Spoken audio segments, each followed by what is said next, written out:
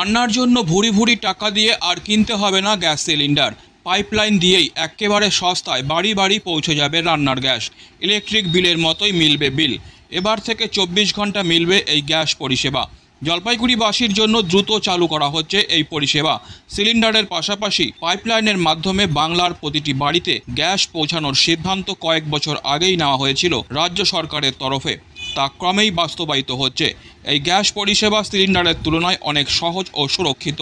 পাইপলাইনের মাধ্যমে আসা গ্যাস অনেক বেশি সাশ্রয়ী হবে বলেই মনে করা হচ্ছে।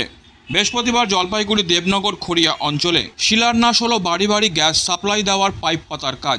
সেই শিলান্যাস অনুষ্ঠানে উপস্থিত ছিলেন এলাকার পঞ্চায়েত থেকে বিডিও অফিসের আধিকারিকরা। আজ থেকেই পাইপ পাতার কাজ শুরু হলো। আগামী কয়েক মাসের মধ্যেই খড়িয়া অঞ্চলের অন্তর্গত দেবনগর এলাকার প্রত্যেক বাড়ি বাড়ি গ্যাস সাপ্লাই দিতে পারবে বলে আশা করছেন এলাকার পঞ্চায়েত সদস্য। তিনি বলেন, 3-4 মাসের মধ্যেই পাইপ পাতার কাজ শেষ হয়ে যাবে, তারপরই বাড়ি বাড়ি গ্যাস সাপ্লাই দেওয়ার কাজ শুরু হবে। আজকে আমাদের এই যে পাইপলাইনের মাধ্যমে যে বাড়িতে গ্যাসটা সাপ্লাই হচ্ছে সেই কাজে কবে নাগাদ মানুষ বাড়িতে পাবে গ্যাস? কবে নাগাদ এই কাজ কাজটা হয়তো আজকে উদ্বোধন হলো, আজকে থেকেই শুরু না, গ্যাস মানুষ কবে পাবে? গ্যাস পেতে পেতে তো একটু সময় লাগবে, কেননা কমপ্লিট হবে।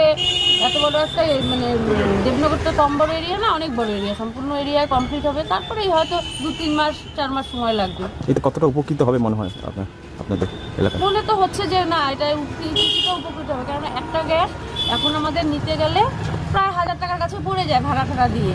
তা এটা তো অনেকটাই কম আছে, তা সেই কারণেই ভাবছি যে এই গ্যাসটা ব্যবহার করলে হয়তো মানুষ কিছুটা উপকৃত পাবে। কারা করতেছে?